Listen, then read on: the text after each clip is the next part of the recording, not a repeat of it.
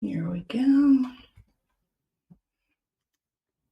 Just getting started here.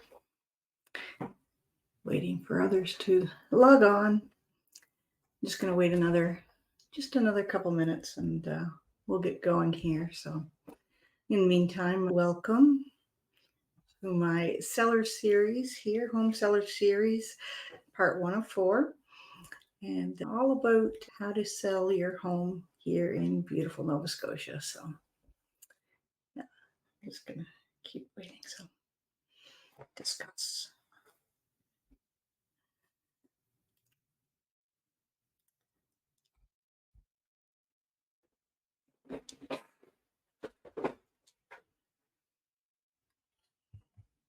You were getting a little smattering of snow out there here in the Annapolis Valley, so doesn't look like it's gonna stick around too long. So hopefully we'll wake up to another beautiful day tomorrow. Hopefully it started out really nice today, but a little bit of snow ended up putting a kibosh to that. So yeah, here we go. We're now at the 6 o'clock mark, so I'll probably just get going here, and this will be recorded, so anybody who misses a bit can pop on later and see the live version. So once I upload to my YouTube channel. So basically, we're going to go through the very first steps. Once you've decided to list your home, what do you do next? So we're going to go through my little plan that I have devised for folks to kind of really guide them step by step so they know exactly where to go next and they're fully informed, and it just makes everybody feel more comfortable when you know all the next steps. It's the unknown that makes everybody anxious about moving and the what ifs and the where to go from here. So let's get started. Now, I did a little presentation here, but this is basically drawn from I have a book checklist, and I also have a home seller's guides, and they both one's kind of a laid back checklist, kind of easy peasy. And the home seller's guide actually goes into a bit more detail. So we'll start with that. Now, I'm going to go through just a little bit, an overview first of like what expenses to expect. And then I know the first part of this series, I really want to delve into what is a CMA. Because that's the real variable when you first list your house. It's like, well, how much is it going to price at? And how is that calculation done? So we'll touch on a couple things here, but first off, I'm going to click over. Bear with me while I switch back and forth here. Okay. So next up we have, just walk you through a quick overview here. This is the basic process of all the steps that you're going to go through when you start selling your home. The first one we're going to go through here is the step 1. The home assessment. That's what really starts everything rolling here when you decide to sell your home. Beyond that, you're going to end up actually getting the documents together, putting it on MLS, step 3.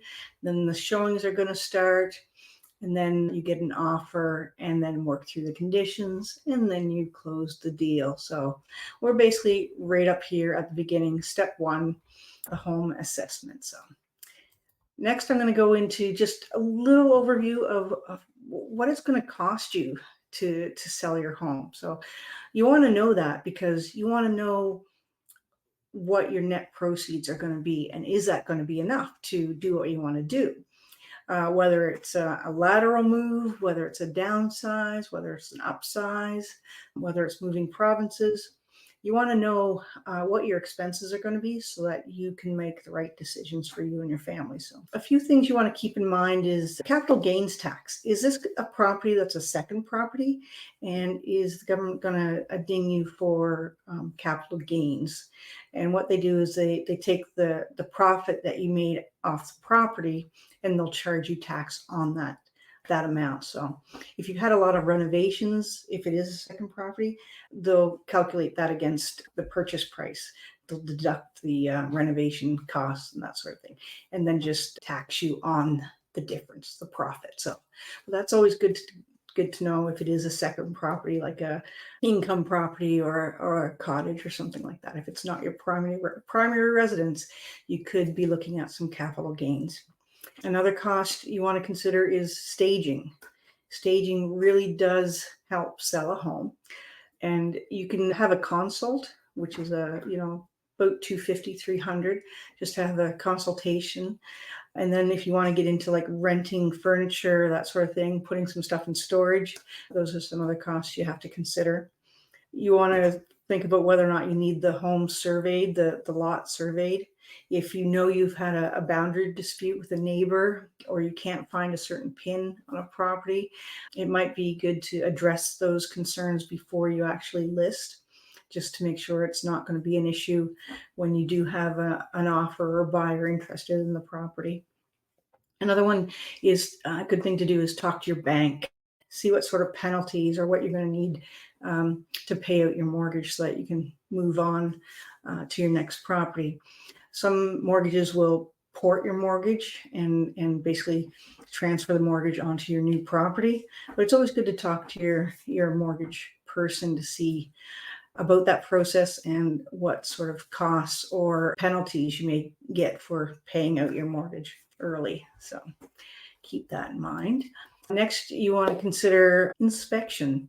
I always like to see the homeowner do a pre-inspection just so they can address any concerns about the property before a buyer comes to look at it.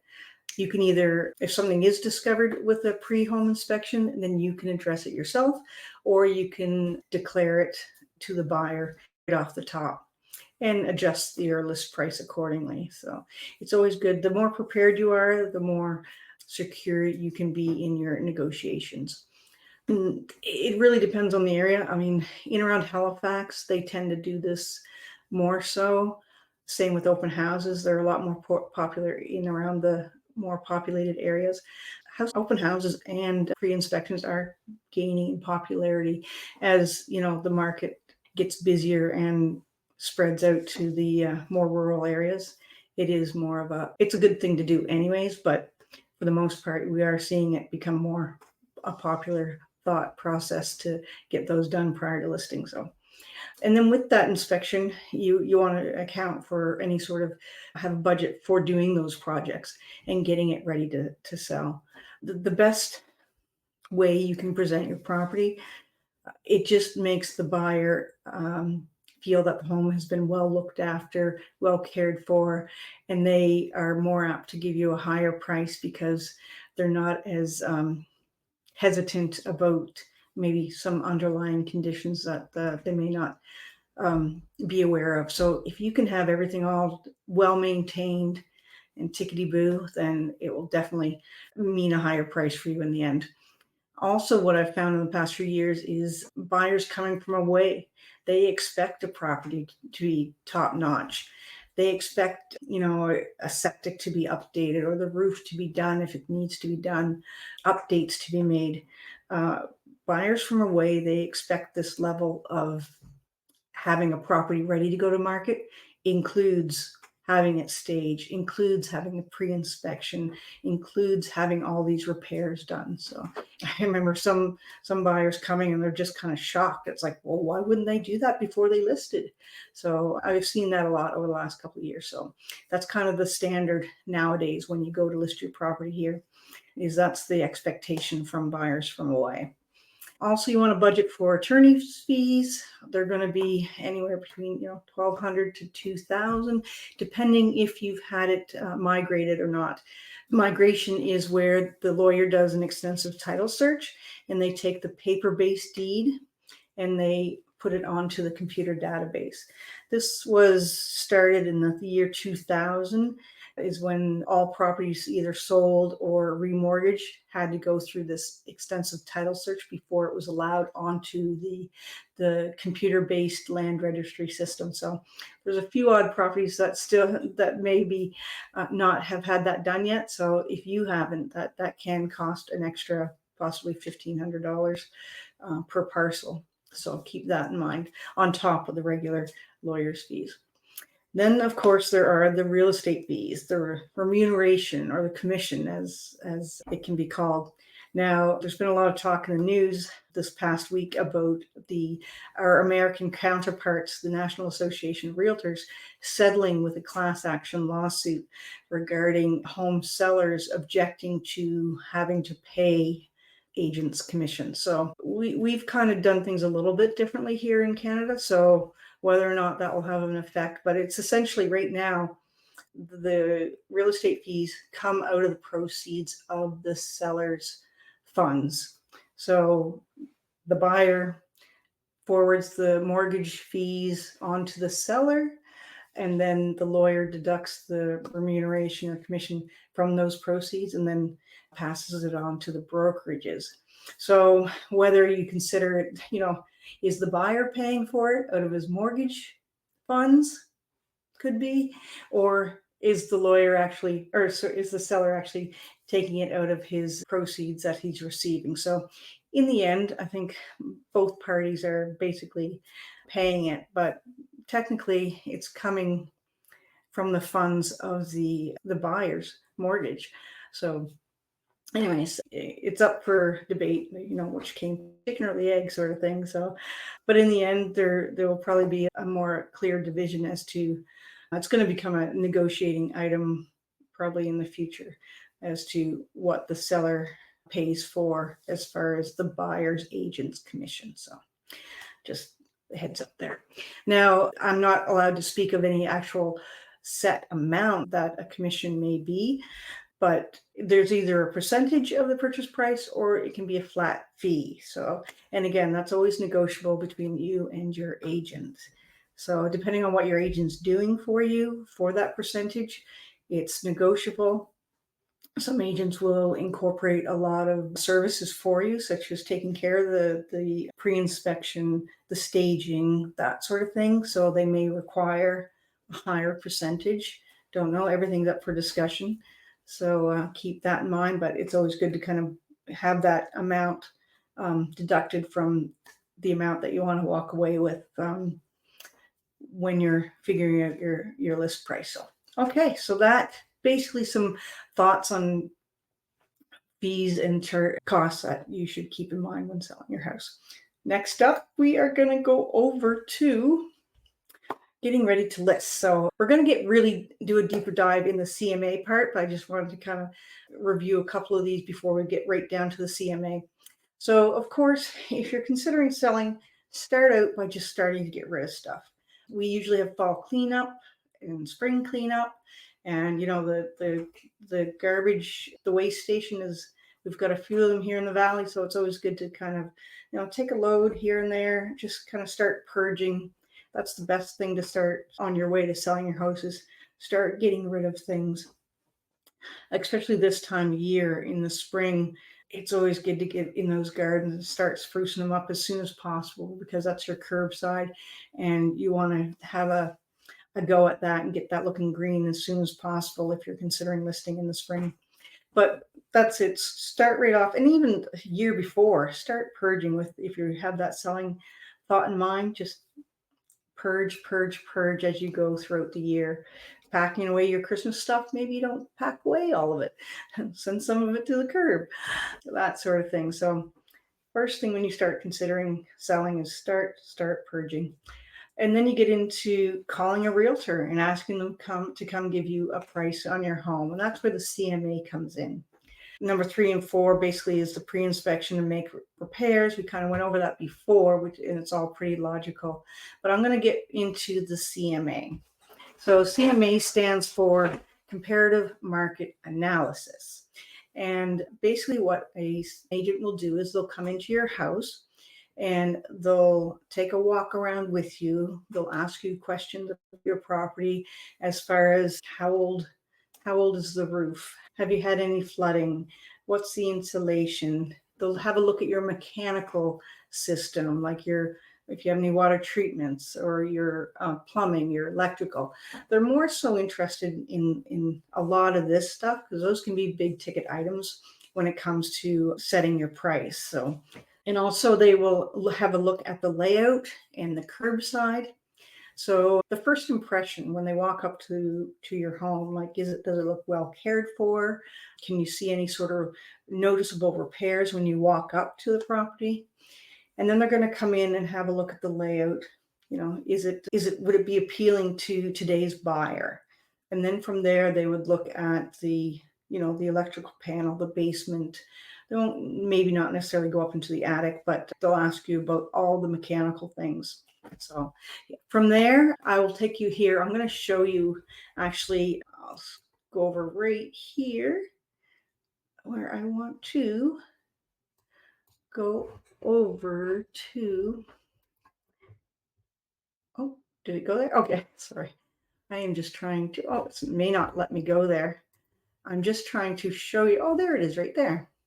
I wanted to show you this tab here. This is the Cloud CMA, or a CMA. It's the tool we have and can use from our Paragon real estate portal, and it helps us calculate the list price for your property. So once we come into your property and we have a look at certain features of your property, the age of the decor, that sort of thing, then we will come back to our desk here and we will look at properties comparable to yours and what they have sold for in the past. Now, you only want to go back so many months or maybe years, depending on the property and the location. With the markets being so busy this past couple years, we don't really have to go back too far to determine what the market was doing. Because we have lots of comparables to choose from, and because it was such a roller coaster, it was kind of good to take just maybe a 3-month look in the past and look at only those comparables. We didn't really need to go back a year because the market a year ago was totally different than it was 3 months ago. So to get an accurate look, you really want to say, what kind of market is it? Is it a market where I can just go back a month or 2 or 3, or is it a slower market where I do need to pull comparables from 6 months ago? From there, we also we put in the basic information. If you can see this, I'm hoping you can see this. Yeah, okay, yeah, I'm streaming around. So basically, put in the basic information like the number of bedrooms, number of baths, square footage. That will kind of pull up the few of the similar properties in the area. And then by putting in this address, I just pulled this one out of the just plugged in an address and picked one that came up. So it's going to pull all the properties from this area that have 3 bedrooms, 2 baths, and this amount of square footage. We can put exact listing numbers here. Like if we wanted to do a manual search on our MLS, we can go in and plug in, 30-day, past 30 days, this amount of acreage, because that I find has a determining value. And then we can plug these numbers in here manually, or we can do a quick and dirty is what they call it. And it just goes back and lets the system pull them. So I'm going to do the quick and dirty version right here because just to see what it pulls up. And I only want to go back, let's say 6 months here. There was one other thing I wanted to say. Yeah, location is key. Like location. I mean, that is the main focus on how to determine what a property is going to sell for, is location. Obviously, we can't compare a house in Halifax to a house in Annapolis Royal because of location. So the numbers are going to be totally out of whack. I find within the hour of Halifax is a good range, and then a 2-hour range. It seems to be incremental as far as and relational from the distance that you get away from Halifax. So, and it seems like be within that 1-hour window or be within that 2-hour window, or yeah. So that's kind of how location really affects price. So then we also look at things like, we look at location first, then we look at like the size of the house, the lot size, features of the property, such as, is there a garage? Has it been updated? Is there a view? That sort of thing.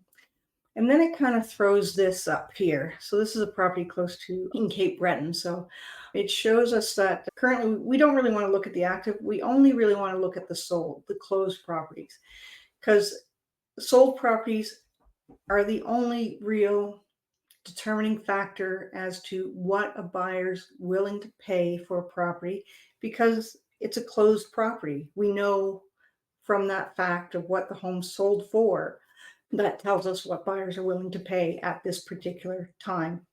Because I mean, anybody can put their property on the market, which are these active ones. Anybody can put any price on. That's not going to be a determining factor as to what your home's going to sell for. It's only going to be looking at the sold properties. Are we going to have an accurate idea as to what your home will sell for? So I'm just going to come down here, and this is how we kind of adjust the prices when comparing it to your house. We have a look at things like, okay, we look at the condition of the property, we look at the acreage, we look at the square footage, that sort of thing. And it's good to have agents from certain areas, because they might have viewed that property before. They may have shown that property before years ago. They may be familiar with the sellers. If it's been a home that's been recently sold, that agent may have very well have firsthand knowledge as to the interior and the condition of that property.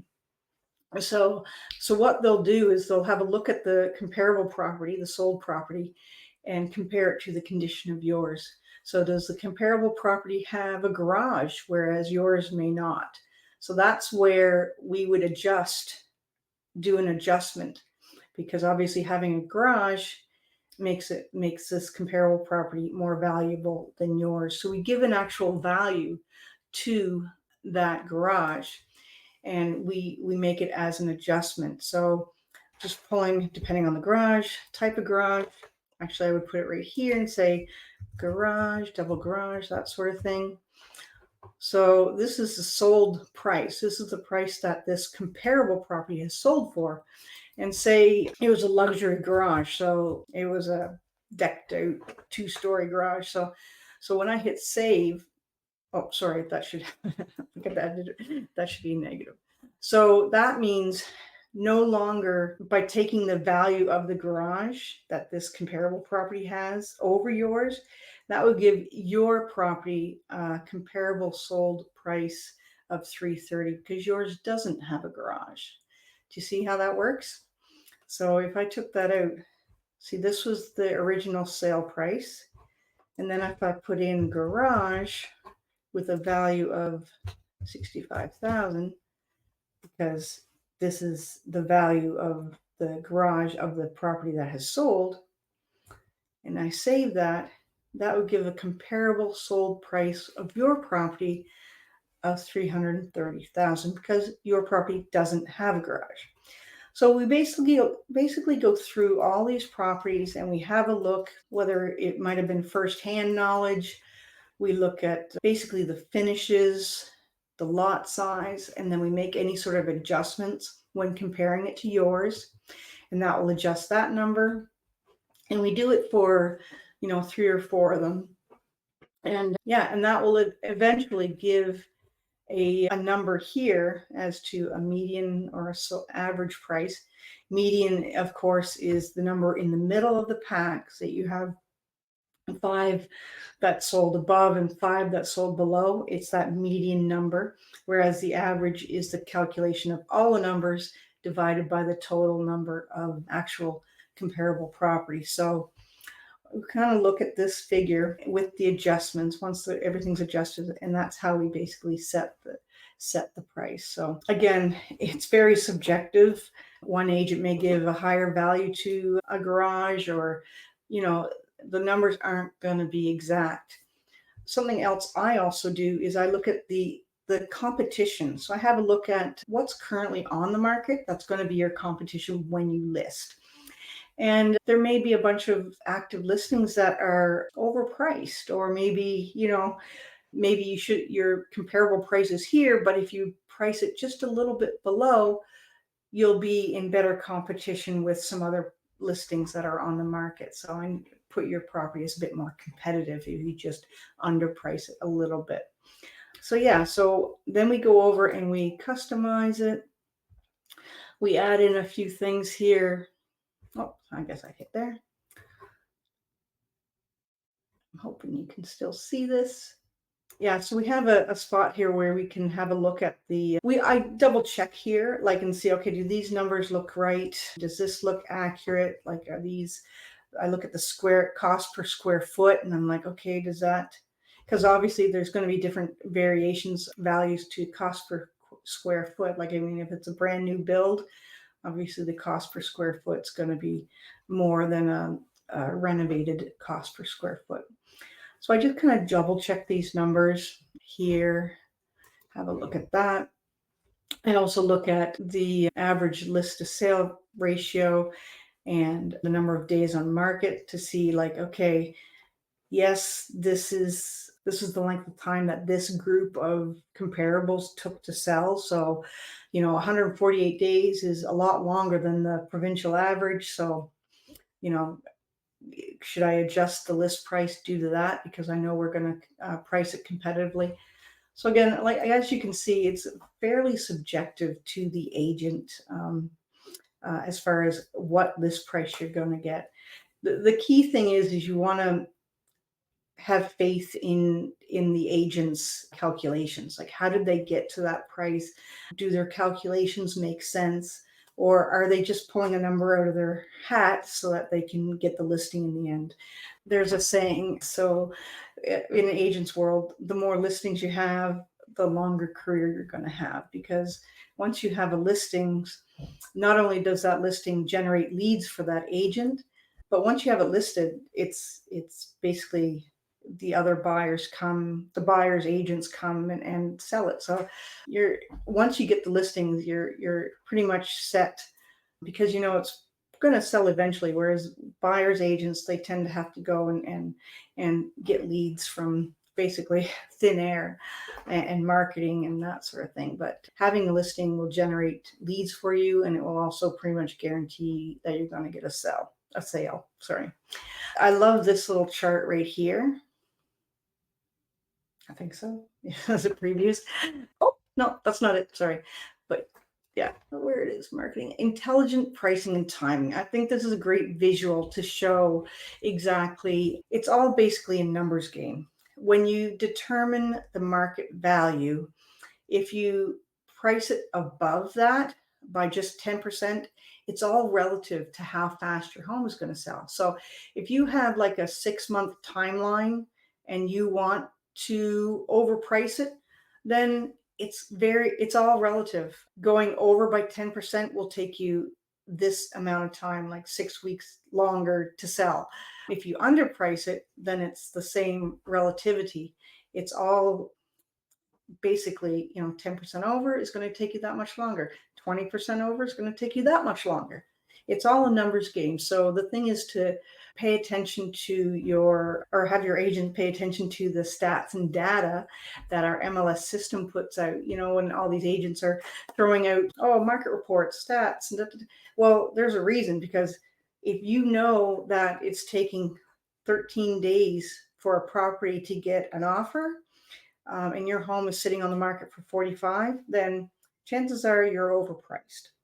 So there's something that needs to be adjusted, because on average, homes are selling, when they're priced property, they're selling in this amount of time. And if you're out here, then there's something wrong. So that's why it's always good to pay attention to those stats and data, because they do mean something. And we spend a lot of time analyzing them to see, where to price your property properly. So here's I'll bring this up. I hope I'll show this here. This is some of the stats we have available. And we have all this stuff down on the bottom that we can have a look at. So for February, we have these numbers here. For February, the median closed price was $360 for Kentville. But that was down actually 27% from this time last year. Right there. Yeah. So $360 here. But if you look at January, Kentville was sitting at $347. So from January, it's actually up. but when looking at last year, it's down. So really, it's also good to kind of listen to how the information is being shared and reported, because there's, year over year versus month over month. So listen to exactly what reports are saying. We also have the number of new listings, the number of pending sales. All this data kind of works together to kind of give an explanation as to what the market's doing. So especially like days on market, number of showings till property gets a listing or an offer. So there's all sorts of data that we have access to that help us set your list price and to tell you exactly the best marketing strategy for your property. So yeah, so that's basically a CMA. It's a plus minus game with comparable properties when looking at yours, looking at the fixtures, the quality of fixtures, looking at the square footage, even the layout though. It may be a property that's just a more desirable layout. Again, you want to appeal to the greatest number of buyers. That's where you get your highest list price. The minute you start cutting away some of the buyers or trying to appeal to a special buyer, or I hear a lot of people say, oh, it just takes a special buyer. It's going to need a special buyer. Well, when you start narrowing down your buyer base, that's when you need to adjust your price, because you have a lot less buyers to pull from. That's why if you can make your home as appealing to the greatest number of buyers, that's how you get your highest sale price. So hope that makes sense. I'm going to go back here and go back to my checklist here, share this tab instead. So there you go. So with that CMA done, the agent will share that with you and give you a chance to ask any question, and they'll also probably give you a checklist, a honey-do list, or what I like to do is a good, better, best. So if you want to don't do anything to your property to improve it, then we can list it this price. If you want to do this, then we can get you this price. If you want to go ahead and do these renovations that I'm recommending in order to get your appeal to the greatest number of buyers, then we can get you this price. So that's kind of how I present it to my sellers, is a good, better, best theory, and give them kind of 3 price points for them to reach for. Of course, everyone wants to go to the best, but you really got to get them to stick to the to-do list. If you want to reach that price, then they may have to go ahead and change out the flooring, that sort of thing, if they want to attain that level of sale price. So, and then in the home staging, again, depending on the agent, they could include it in their listing package. Again, it's a discussion. Everything's open for negotiation. It does help with the get your top dollar for your property. It makes it show better. It just shows better, nice care of the home, maintenance of the home, that sort of thing. So another thing an agent may spring for or may request that you do is a deep clean. Not only will this help get things organized, but it really does set the tone for the showing as far as having the home feel like it's been well cared for and well looked after. Another thing you'll be assigned to do is start gathering documents. A buyer is going to want to see taxes. They're going to want to see wet certifications, whenever the stuff was serviced, that sort of thing. What I like to do is give my clients a file folder, and it's kind of like a new homeowners package, so that not only as they're excuse me, not only as the sellers are gathering stuff up and decluttering and all that stuff, they're also collecting and putting all the pertinent home documents all together for the next homeowner. So homeowners really love that, because they have it all in one spot. The agents love it because all that information is right there, ready to answer any questions their buyer may have. So it's a great little thing to have at the ready. And plus, it just makes the listing go that much smoother, because you can have all those documents uploaded to MLS and ready to share, because you don't want to lose that buyer just because an agent doesn't have a power bill ready to share. Or being in this business this long, what buyers are going to ask for. They want to know taxes. They want to know utilities. They want to know property boundaries. And if you can have all those questions answered or ready to be answered, then you placate the risk of having the buyer move on to another property just because they're waiting around for the listing agent to gather the information, which they should have had already for them anyway. So yeah, so that's about it. That's a little long-winded, but that's the basic gist of the first stage of getting your home to list. Start decluttering, contact a realtor to get their opinion on where you should put your repair money, get a list price, and start gathering documents and doing those repairs. So yeah, and our services are free. We have to come in and just give you an opinion. And yeah, and it's much better to get an opinion of a realtor as to where to put those renovation dollars rather than have a renovation gone wrong and have it affect the overall sale of your uh, property because it was not a great idea. So our information is free and we're happy to give it and happy to walk you through the process. So do not hesitate to reach out and ask where you should put your dollars, where you should start. Yeah, no pressure. Just if you've been in the business of 20 years like I have, you win some, you lose some, but I always think if I give you my information and you're happy with my knowledge and maybe you don't list this time, but maybe you can refer me to a neighbor who is. So that's why I don't mind at all any questions or coming over to give you some tips if you're planning on maybe selling way down the road, just to have you there and kind of give you a guidance to the right direction so that you're not misspending those renovation dollars. So yeah, that's it for now. And hopefully I'll see you back for part 2 where we'll go over the listing documents. So, and we'll explain that. And so you'll know from top to bottom what you're signing. So thanks so much. And I'll talk to you soon. Don Magee from beautiful Nova Scotia. Bye.